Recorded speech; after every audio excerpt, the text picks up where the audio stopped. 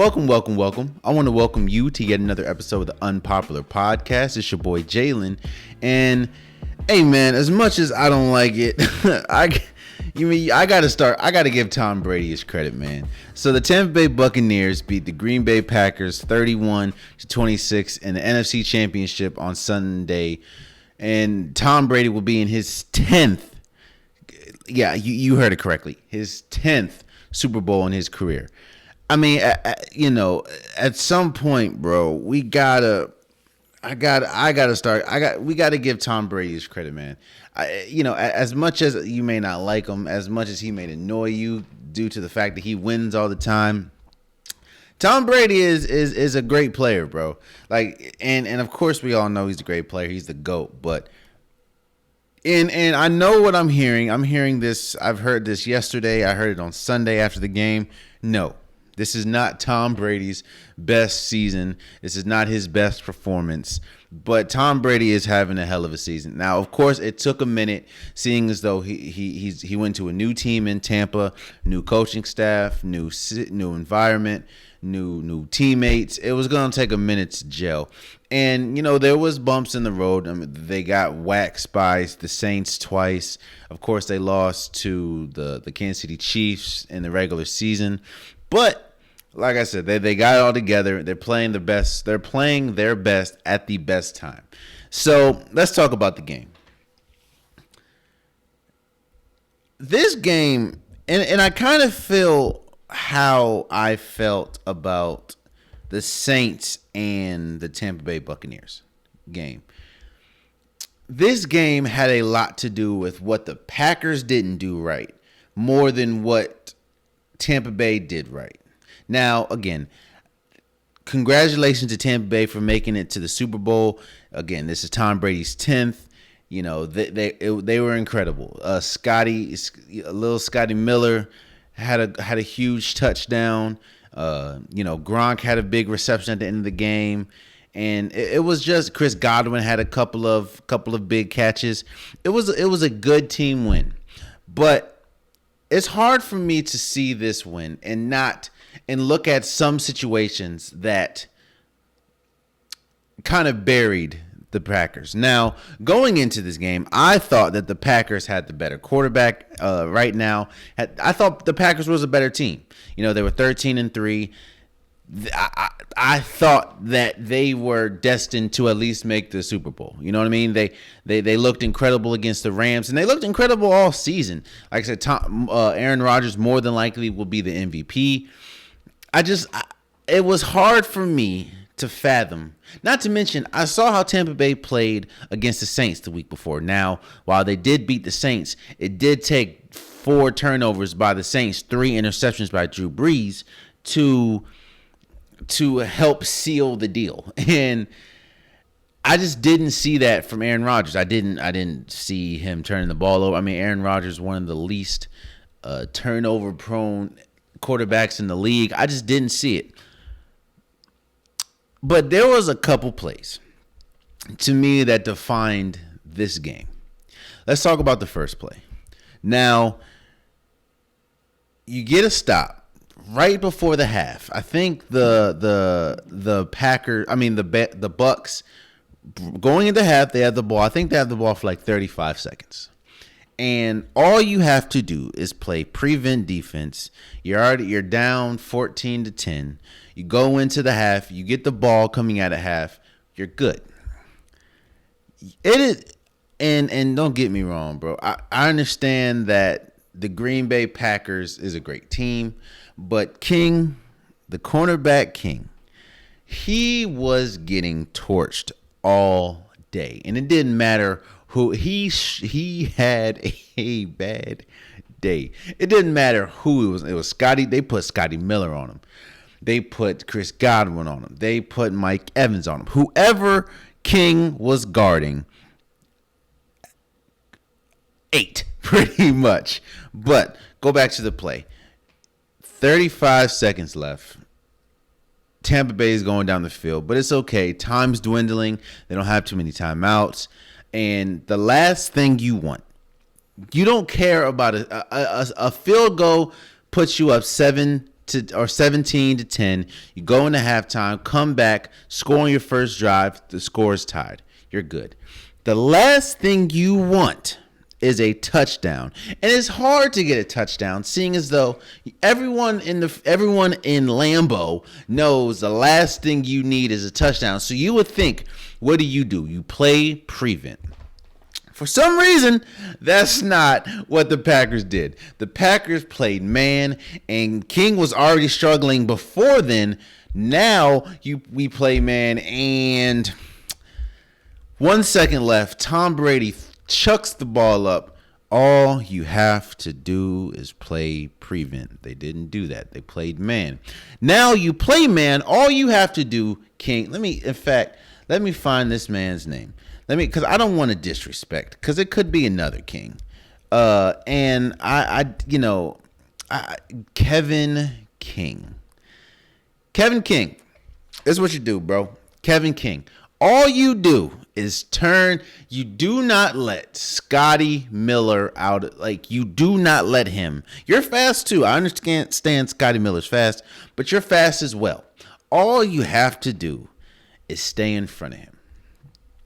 Okay. Boom. You lose Scotty Miller with 1 second left. Tom Brady launches the ball. Seemingly, he threw that joint to Space Jam. Came back down. Scotty Miller caught it for a touchdown. So instead of being up 14-10, instead of being up 17-10, they're up 28-10. That is hard for any team to come, especially when you had the momentum going and your defense was playing well. You got the stop while you're down 14-10. It wasn't like the Tampa Bay Buccaneers were rolling. Tom Brady hadn't thrown an interception yet. You were good, man. You go into the half only down 4 or only down 7. You're good, but no. Kevin King loses sight of Scotty Miller.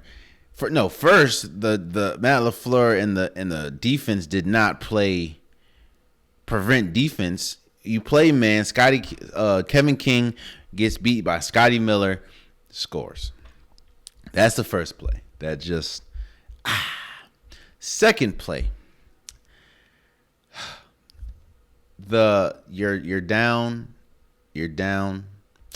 You score. The Packers score. 2-point conversion. Instead of being down 5, you're down 3. 2-point conversion.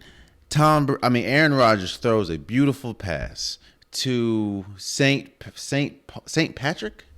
Saint something. It hits him smooth in the chest.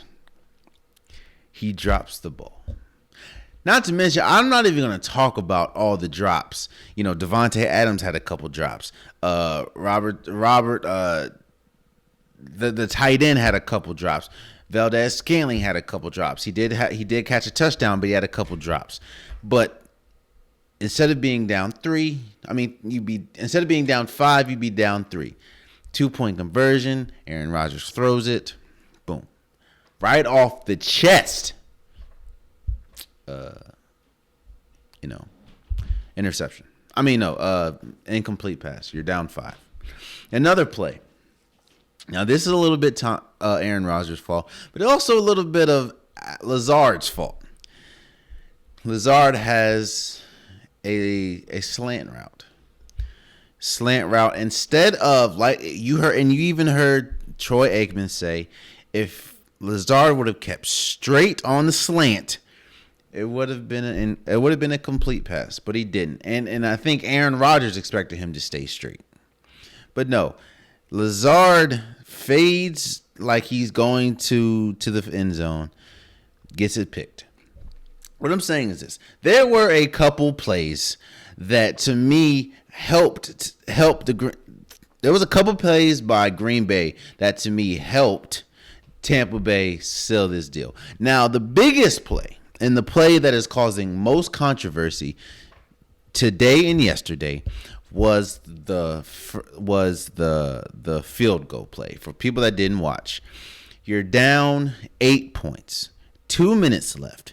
You have Aaron Rodgers. The ball's on the 8-yard line. That means you only need 8 yards to score. You don't get it the first down. You don't get it the second down. Third down, you have to put some blame on Aaron Rodgers with that one. He had a lot of room to run. I don't know if he would have got the touchdown, but it would have been a lot closer than 8 yards. Fourth down, you have Aaron Rodgers, who's going to be the MVP of the year.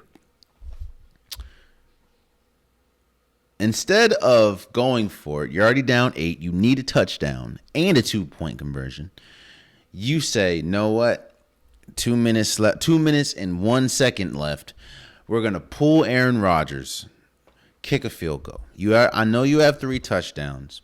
3 timeouts. I know you have the 2-minute warning that's coming in 1 second. I know that Aaron Rodgers played incredible the entire game, but no, let me pull him, kick the field goal. So let's hope that the defense let's hope the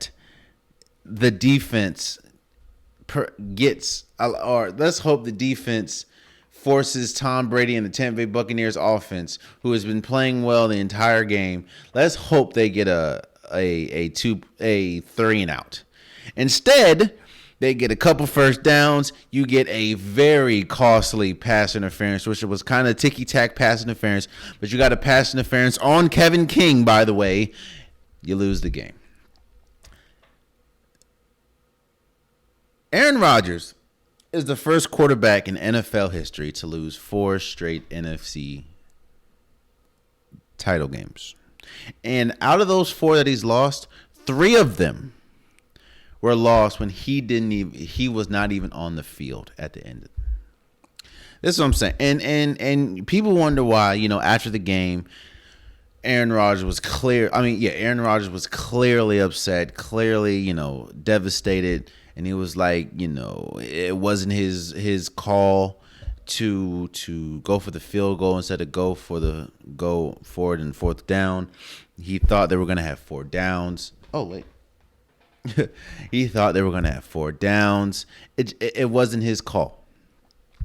And, of course, there's a lot of people in the organization, including himself, where the future is very, very cloudy at this point. He takes some time away. We get it. Now, it would be different if last offseason did not happen. And for people that don't remember, last year, and I said this the beginning of the season in my bold predictions. Last year the Green Bay Packers, this year mirrored last year. Except the difference is this year Green Bay Packers looked a hell of a lot better than last year. But at this point, the Green Bay Packers last year was 13-3. This year they're 13-3. They lose in the NFC Championship. Last year, however, they were just outmanned. It was nobody outside of the Kansas City Chiefs was going to beat that San Francisco team and that defense with Nick Bosa and DeForest Buckner. And, of course, you had Jimmy Garoppolo playing incredible. No one was going to beat them in the NFC. But this year, that was the Packers. The Packers were the team that we didn't think anyone was going to beat when they're playing at their best. Now, while their defense did not have the best game, Aaron Rodgers was playing incredible on Sunday. And again, you lose 4 straight NFC championships, and 3 of them you were not even on the field the last few the last plays to decide the game. We all remember the game against Arizona when he threw the incredible Hail Mary to tie the game and give him to overtime, and he didn't even have a chance to get the ball. They lost. Of course, we remember what happened last year and this year. And like I said, it would be different if last offseason didn't happen. Now, I understand. Everyone after that game was saying this team will be good. All they need to do is get more wide receiver help and get more defensive help, preferably a corner or 2. But what do they do? They waste a draft pick 2 draft picks actually. Yes, A.J. Dillon did come to form at the end of the season and had a pretty good, he was pretty good towards the end of the season. However, you already had Aaron Jones and Williams. You don't need another wide receiver. And then the egregious one, you go get a quarterback in the first round. You get Jordan Love in the first round. Now, I would understand if Aaron Rodgers had a season like Drew Brees had. You know what I mean? Drew Brees was injured, but even when he wasn't injured or before the injury, while he was playing good, you can tell he couldn't throw the ball. I understand you're playing for the future, but last year, Aaron Rodgers could have won the MVP. This year, he will. You waste a draft pick on a player who a lot of people, they didn't even expect to play for a good 3-4 years. So this draft pick doesn't help anybody for 3 to 4 years. And you're looking at Aaron Rodgers, who's getting older. I think he was 38, I believe. And think, hey, my years are dwindling at this point. We need to get it together. And you pretty much, it's a slap in the face. It's not even just a slap in the face to him. It's a slap in the face to the players that are towards the end of their career that's on the team. It's we're a piece away. Let's win. And you don't even get immediate help. It really says, we're planning for the future. We don't care about right now. And then for what happened last offseason to now, you look and you're 8 yards away. You have the league MVP and you go for a field goal. I would understand if your quarterback did not have supreme trust in your quarterback, or I would understand if you were, I don't know, if your defense was incredible, if your defense was playing like the Buccaneers defense, then the Buccaneers defense was incredible. I think that they sacked, I think they had 4 sacks on Aaron Rodgers. I know they had a couple rushes. They played an incredible game. Not to mention, they took Devontae Adams out of most of the game. Yes, he had a touchdown. Yes, he had a couple plays, but he really wasn't a factor that much the entire game. They said, if you're going to beat us, you're going to beat us with Valdez-Scantling. You're going to beat us with Lazard. And like I said, it was just tough to watch, man. And it's tough to watch because I don't know how many of these seasons we're getting from Aaron Rodgers. Yes, Aaron Rodgers is one of the greatest we've ever seen, but I don't know. I don't know how many seasons we'll get like this. Not to mention, free agency is about to hit the Packers hard. Most of their defense is free agents, and if not, they're really going to be affected by the cap. It's just, it was a bad call from Matt LaFleur, and I understand. I would be upset too. I understand. If I'm Aaron Rodgers, you call a play like that, you're pretty much messing up my legacy. I get the frustration. I would be upset as well. However, and I know he said, my future here is in balance. I would take a step back, which he said he's going to take a couple weeks off, and then I'd look at the season and say, hey, we're 2 years in a row, 13-3. We're still one of the best in the NFC. I don't know if I'd leave the Packers this year, but I will say this. I would go to management or whoever and say, look, you need to give me some offensive weapon. You need to give me some wide receiver help. And it's unfortunate because it's very fortunate because this is a good wide receiver class, especially at the top. You make some trades, you try to bump up, do what you got to do to get me some wide receiver help, and we talk. You give me Jalen Waddle, we're good. If I don't know how, but if you find a way to give me Devontae Smith, we're good. You get me some help. Give me some wide receivers, because as good as Devontae Adams is, he can't be the only. All you got to do is double team or triple team him, and Valdez-Scantling is hit or miss.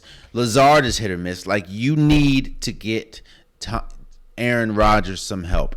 Then I'd come back, you know what I'm saying? But if they show a propensity not to be able to do that, then I have no problem in Aaron Rodgers saying, you know what, this team, I've given my all to this team, and they have not put me in the best position to win. So I'm going to take my talents elsewhere. He has earned the right to do that.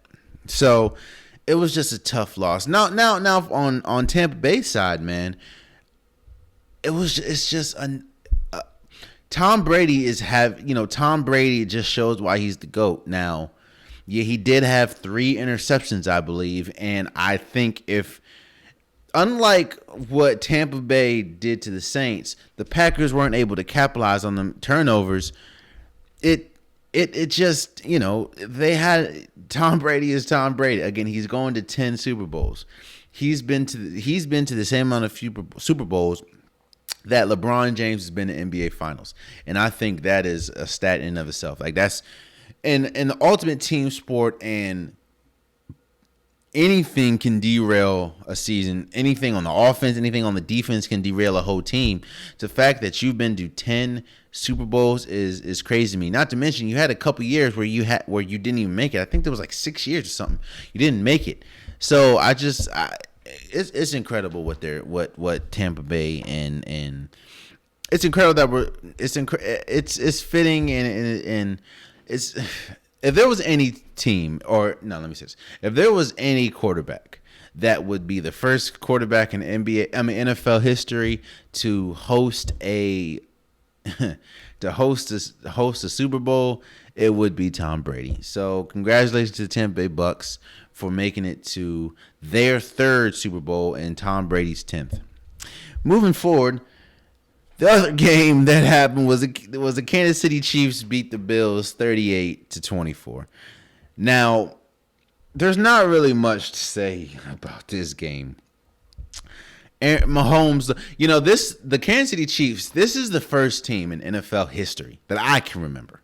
Now, I've been watching NFL for a minute, and I've asked a couple people that's a little older than me.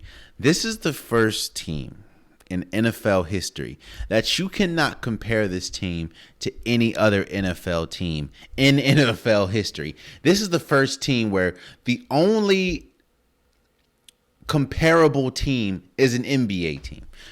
We have never seen that, and a lot of people want to talk about Mahomes, and rightfully so. Mahomes is the best quarterback in the league right now. He's arguably one of the best we've ever seen, talent-wise, and it's hard for me to look at Patrick Mahomes. In fact, I don't see a flaw in Patrick Mahomes.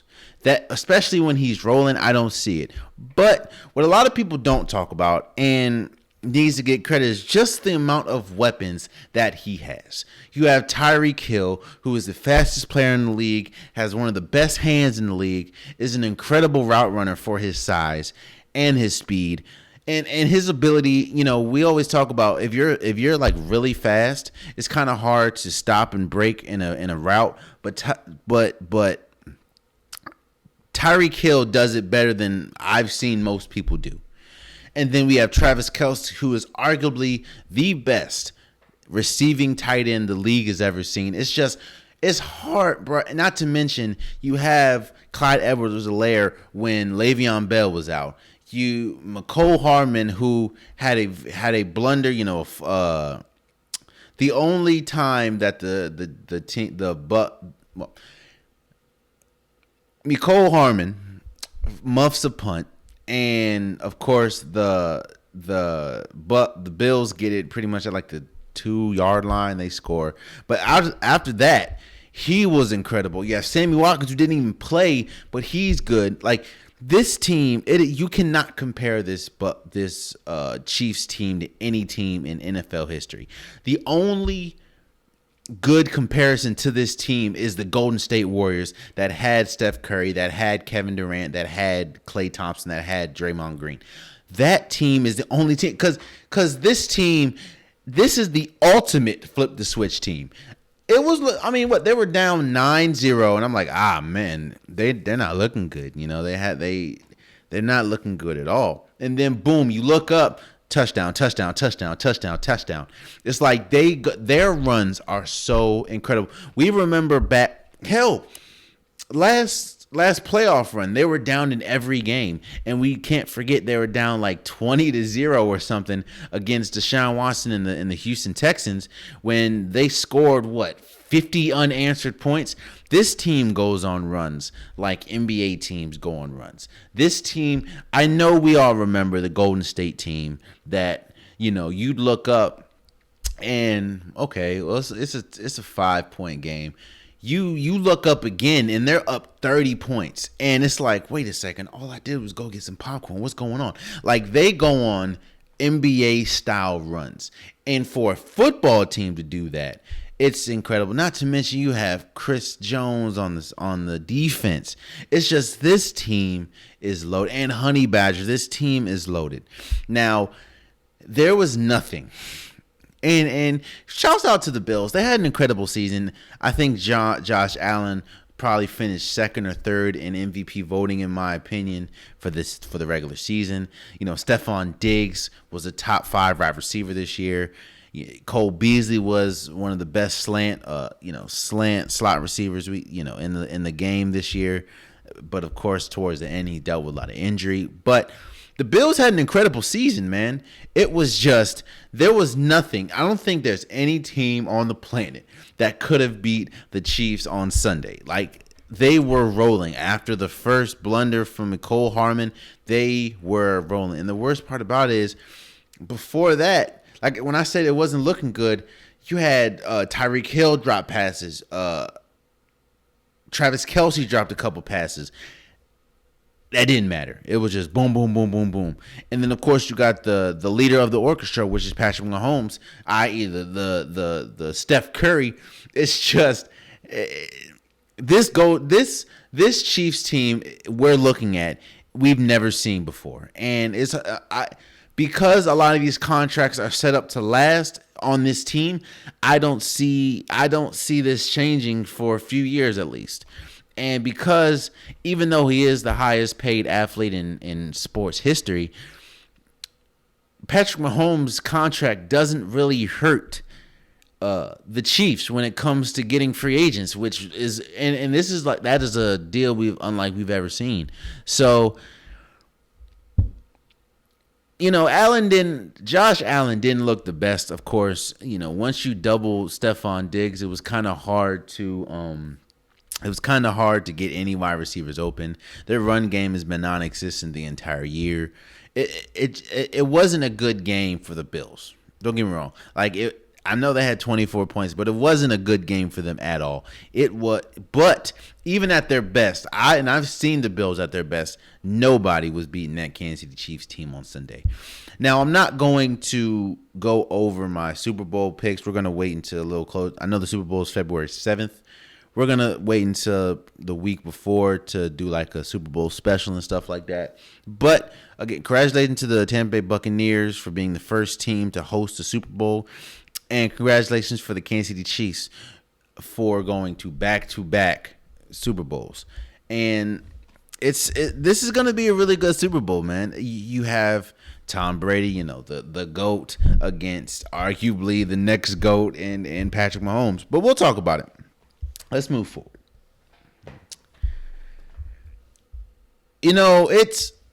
We have to get to a point as sports fans, as fans of teams, as fans of players, we have to get to a point where rings can't always define success. Now, I'm one of those people. Don't get me wrong. I'm one of those people that think like, what you play to win the game. I'm Herm Edwards to the death.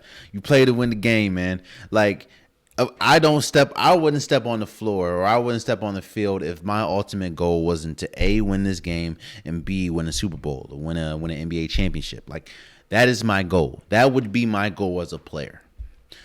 But sometimes it doesn't happen.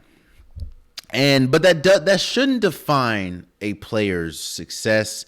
That shouldn't define a player's career. I mean, hell, I don't know if Damian Lillard will ever win a championship, but Damian Lillard is an incredible, incredible player. I don't know if I don't know if James Harden will ever win a championship, but he's an incredible player. I don't know if Russell Westbrook will win a championship, but he's an incredible player. Why am I talking about this?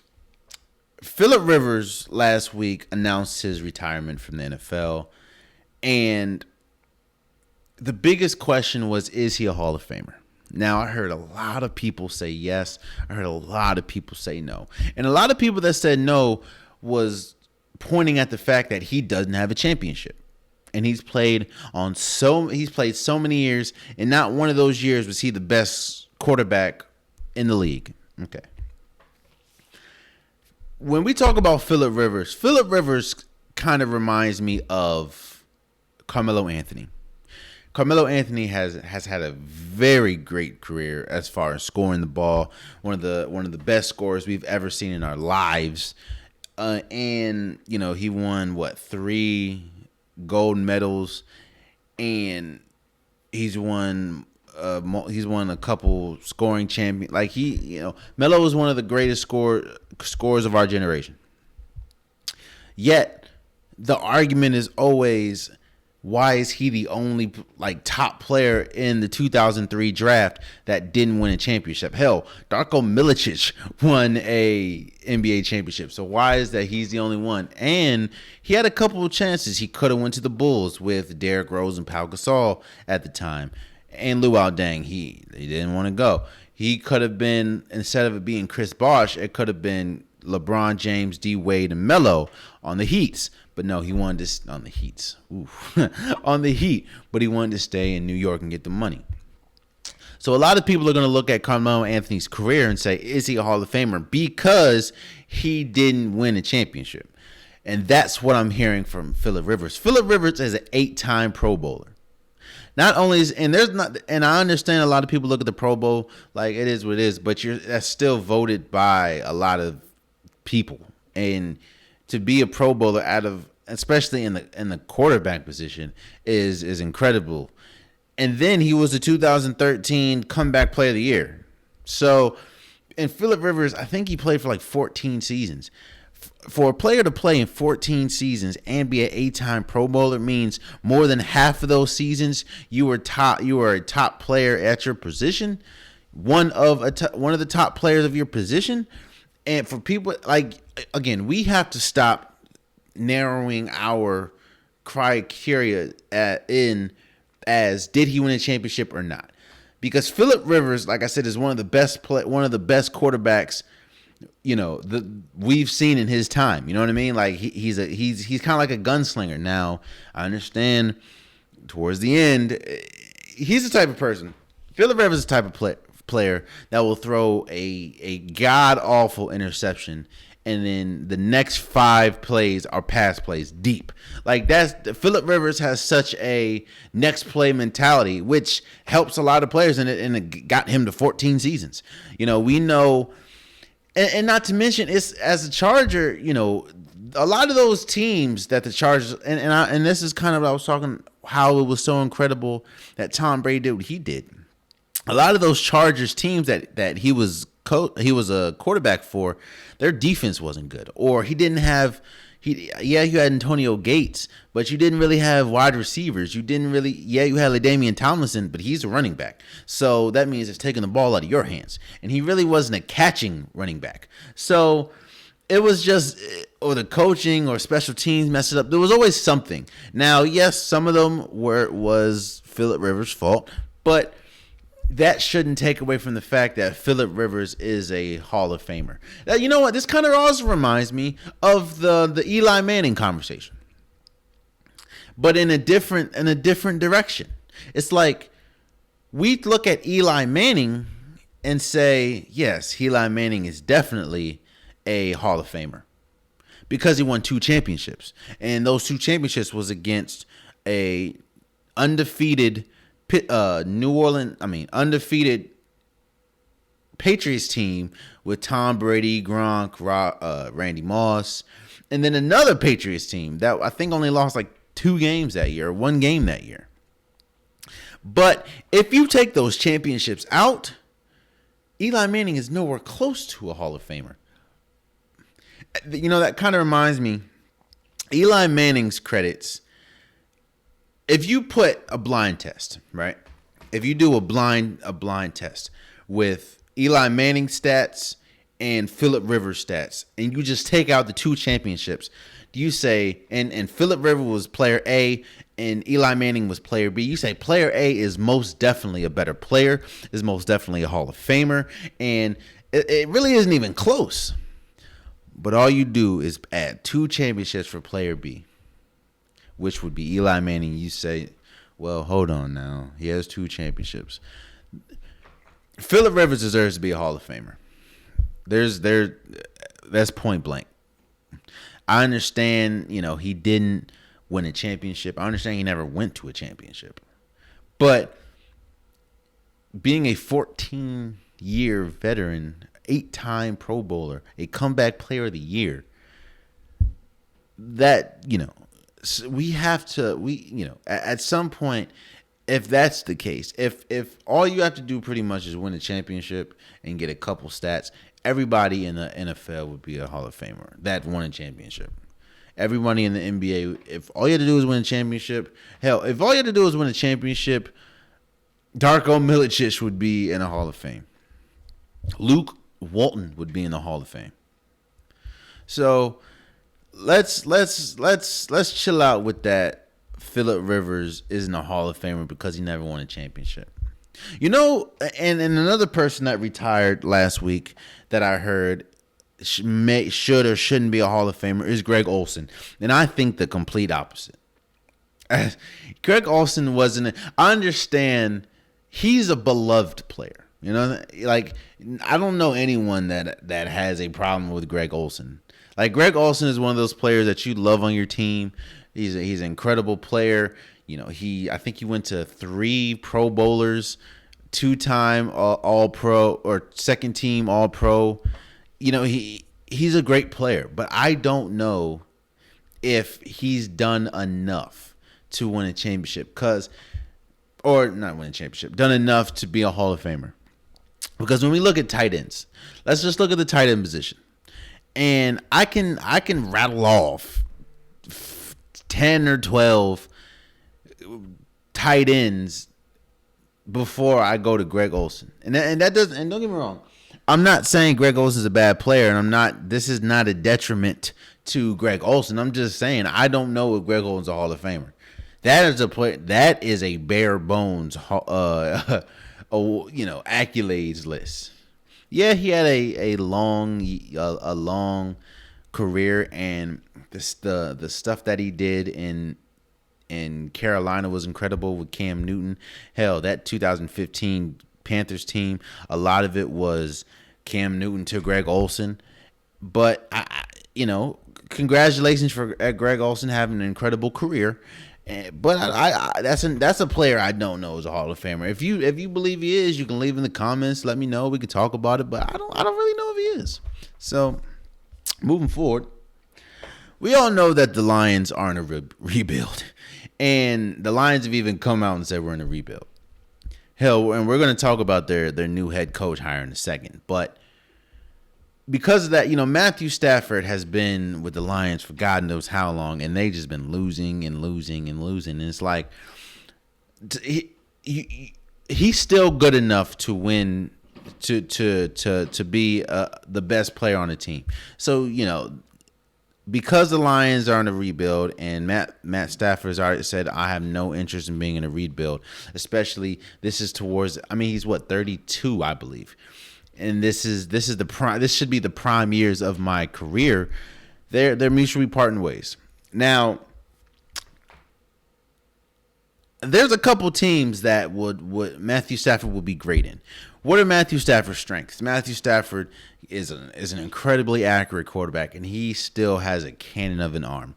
Now, the Patriots could use him. The Steelers could use him. The Colts could use him. The Washington football team could use him.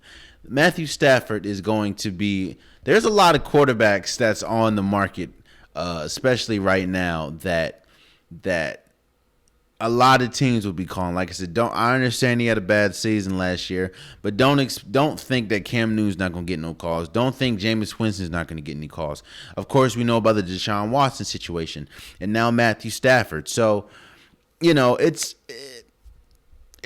shouts out for Matthew Stafford and the Lions organization for mutually parting ways and he wanting to win at this point. Like, you've already done enough losing, you've already done enough, you already made enough money, you're still gonna make money, but at this point now you want to win.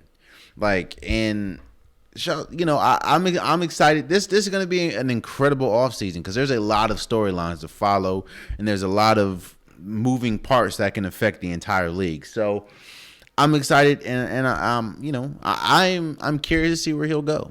And so, because Matthew Stafford he has the talent to be a top 10 quarterback. It's just he needs to be put in the right situation to win.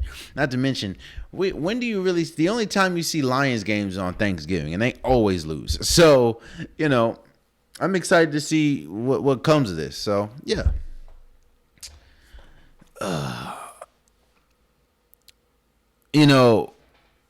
We just talked about Matthew Stafford. And I said we were going to talk about the coaching hire in a second, and now we're here. Eric Bieniemy. First of all, let's address the Texans. So the Texans interview Eric Bieniemy and the offensive coordinator from the Colts, I believe. Don't think they're doing that just because they're black.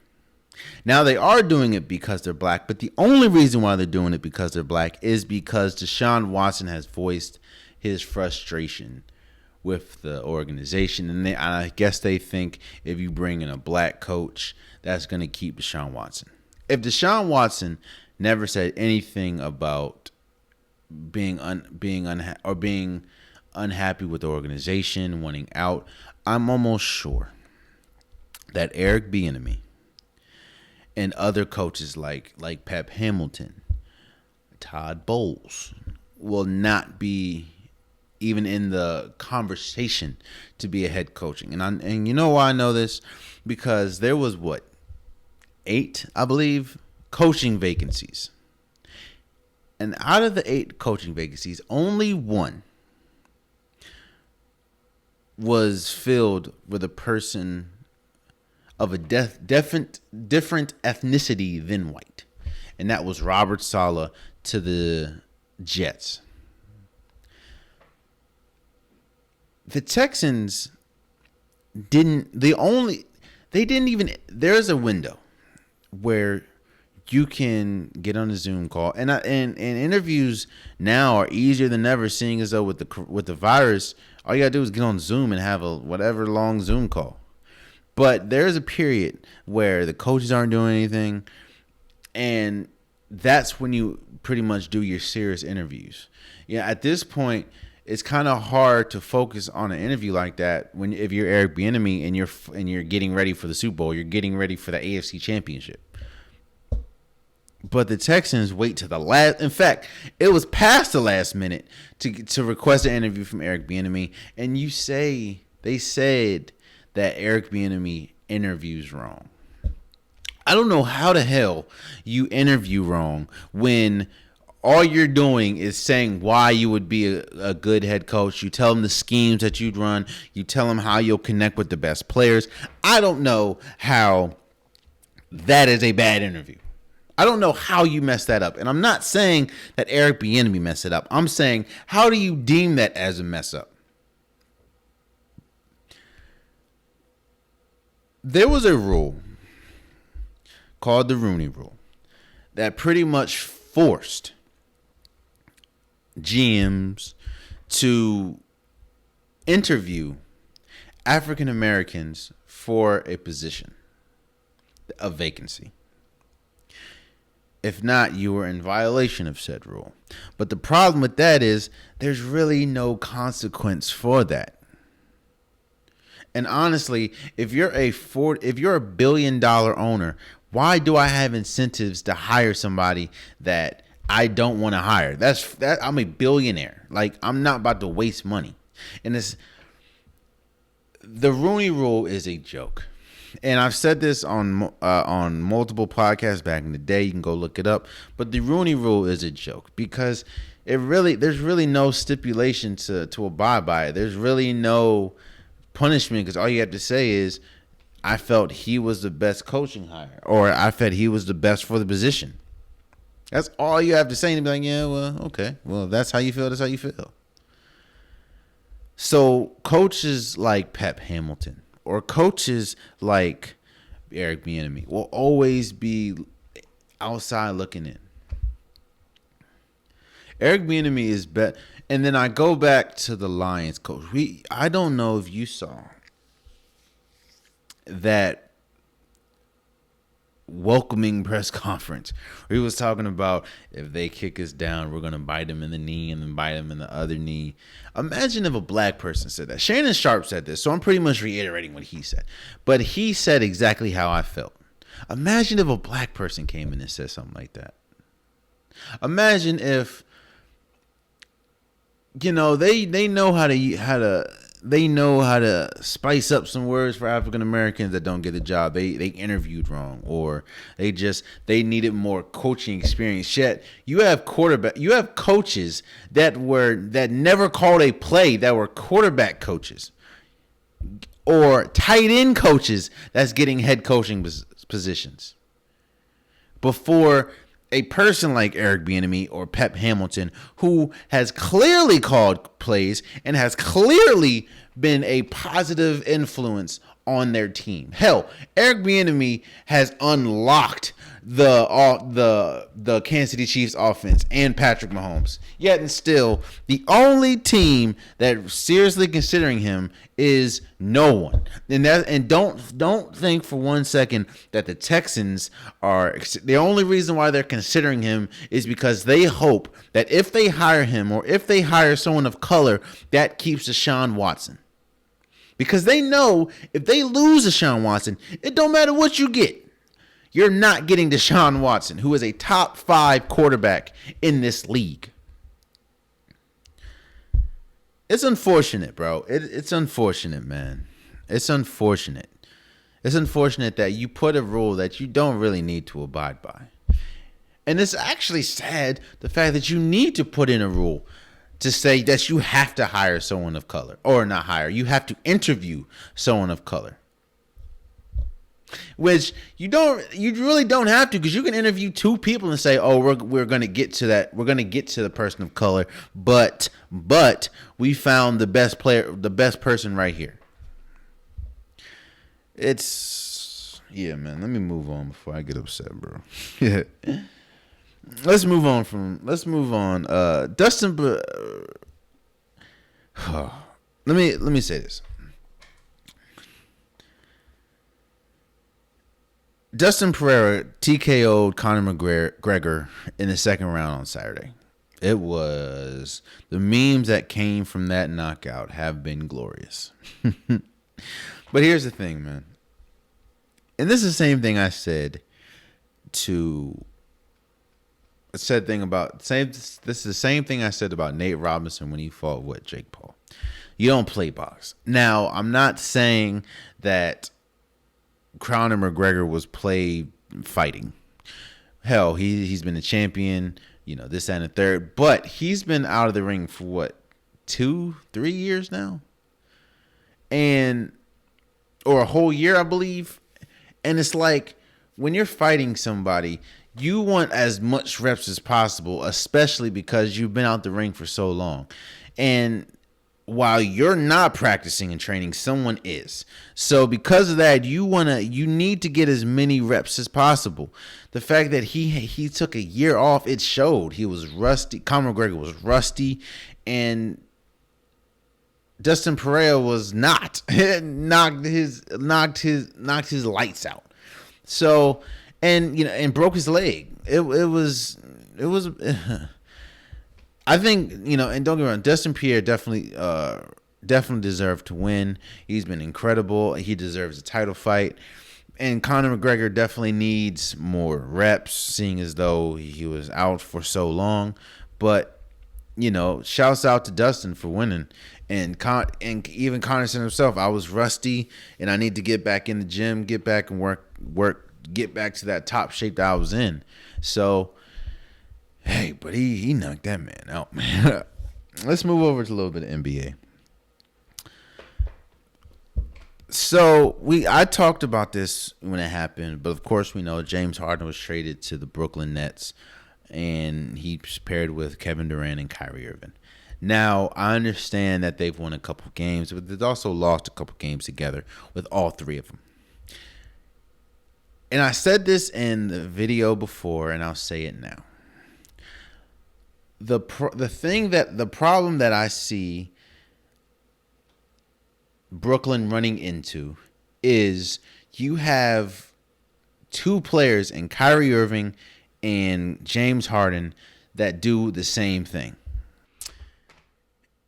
And it goes back to what I said, the most important word in this entire trade. And I said this in the video. The most important word is sacrifice.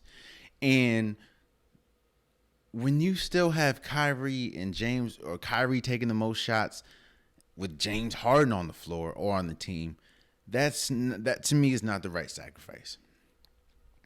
And do I think that they could work? They could work. It's just sacrifice has to be made. And I think the sacrifice has to come from Kyrie Irving. Now, if this doesn't happen, what do you do? Or what would I do? If I was a GM, what would I do? I would trade Kyrie. And this is why. We know that you're one of the best offensive. You have three of the top offensive players in the league. And when you have James Harden going for 40 points, or triple doubles, you have KD going for 40, Kyrie going for. We know that.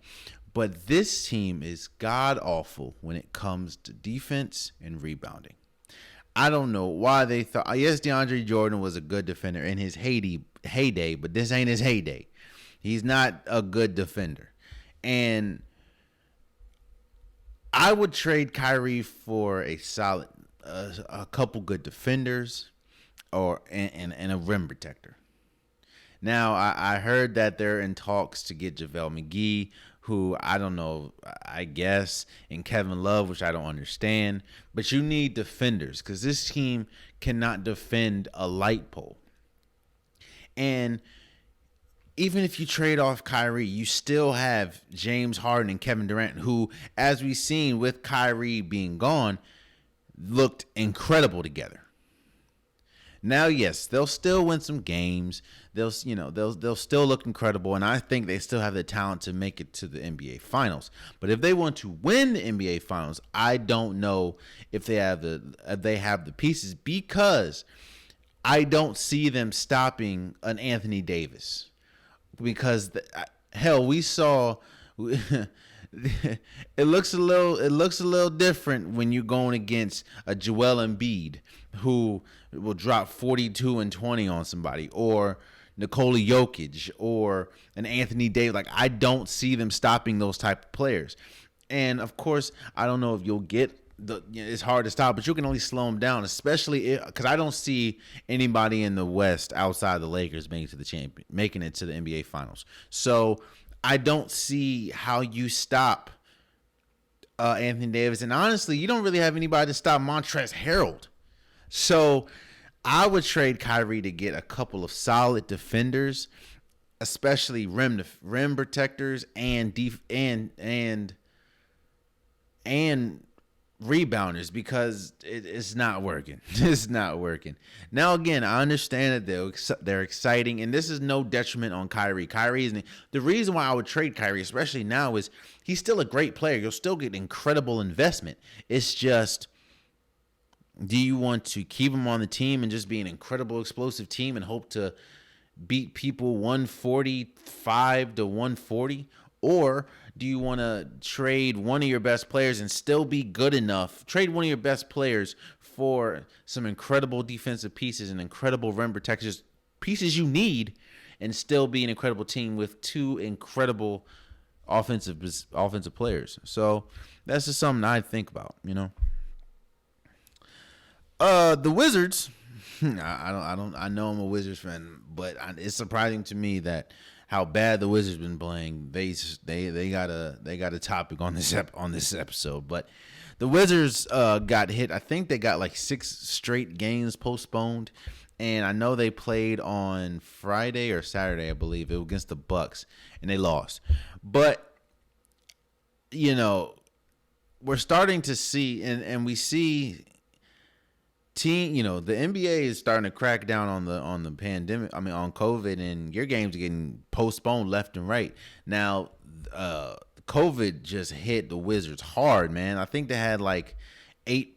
They didn't have enough to suit up. That's why they missed 6 games, and of course they had the COVID protocol. But NBA players missing games is not like NFL players missing games, because the rosters are shorter, and if you lose a key, like if you lose, for instance, we remember what happens when the Ravens got COVID and they played against the Steelers. Like I said, I mean, you're still going to go on because you still have 53-man roster, and of course you can get players from practice squad, this, that, and the third. That's not the case for NBA. NBA, usually you carry 11 to 12 people, and if 6 or 7 of them have COVID, you don't have enough to fill a roster, and that's what you saw what happened with Washington. Now, Washington has a plethora of problems, but COVID has definitely hit them hard this year, and we're just starting to see how the NBA is dealing with COVID. You know what I mean? They're postponing games left and right. I don't know when they're going to reschedule these games, if they're going to reschedule these games. Report came out yesterday saying they're thinking about having an all-star game, but it's going to be like, I think, maybe 200 fans or something like that, or no fans at all. But they do want to have like an all-star weekend type situation. The NBA is pretty much figuring it out, you know what I mean? And I respect them for that. They do what they got to do. So, but yeah, moving forward. So, last week, the world lost 2 pretty great people. They lost Larry King, who was a very famous talk show host. He was big in the WWE. He was just big all over the world, and he was, from what I know, in his younger years, he was a staunch contributor to African American. He helped a lot of African Americans, especially when it came to segregation and stuff like that. So, in the civil rights movement, I wasn't alive at that time, but a lot of people say that Larry King was big on helping the African American struggle. So shouts out to him. Also, we lost a pioneer in sports history, and that was Hank Aaron. A lot of people talk about Jackie Robinson. A lot of people talk about Bill Russell. When we talk about blacks having a huge impact on the sports landscape, not too many people talk about Hank Aaron, but they should. And unfortunately, he passed away. He passed away as a 25-time All-Star, a World Series champion, an NL MVP, a 4-time RBI leader, NL RBI leader, a 4-time NL home run leader, a 3-time Gold Glove winner, a 2-time NL batting champion. He is he's on the Major League All-Century team. He's a Hall of Famer, of course. Yeah, he ended his career with 755 home runs, which is second all-time, 2,297 RBIs, which is first all-time, and 2,174 stolen bases, which is tied for fourth all-time. Rest in peace, Hank Aaron, one of the greatest baseball players that we have ever seen in our lifetime and will ever see. And rest in peace, Larry King, a very prominent talk show host, radio personality. Everyone knows who Larry King is. And before we go, today marks the 1-year anniversary of the passing of Kobe Bryant, Gianna Bryant, and the multiple families that we lost on the plane crash. This is, again, we talk about this all the time, but that passing, Kobe's passing, was one of those situations where I know exactly where I was, I know exactly who told me, I know exactly how I heard it, I know exactly the feeling that I had after, and the feeling that I had for multiple days after. Kobe was just, he was a monumental person, and it's unfortunate that we're experiencing an anniversary like this, but it is what it is, and Kobe will always go down as one of the greatest basketball players to ever live, one of the most fiercest competitors to ever live, one of the most decorated players to ever live, and ultimately, and more importantly, he will go down as one of the best fathers to ever live. And a lot of people want to model their basketball game around Kobe, or want to model the fadeaway jump shot, or model the face grunt after a game winner, or model the slogan Mamba mentality, or wanna have the wristbands on the arm, or wanna rock a baldy, or wanna wear number 8 or wear number 24. But I hope that people model the fact that he was an incredible father, an incredible person, and the world lost an icon. So, as unfortunate as it is, this is the anniversary of Kobe's death, and I'm going to remember Kobe for being a great player, but ultimately a great example of how to be a father, especially a father to all girls. But there you have it. That has been this week's episode of the Unpopular Podcast. I appreciate the support. Please subscribe. It would mean a lot to me. And I hope you have a blessed week. And until next time, much love.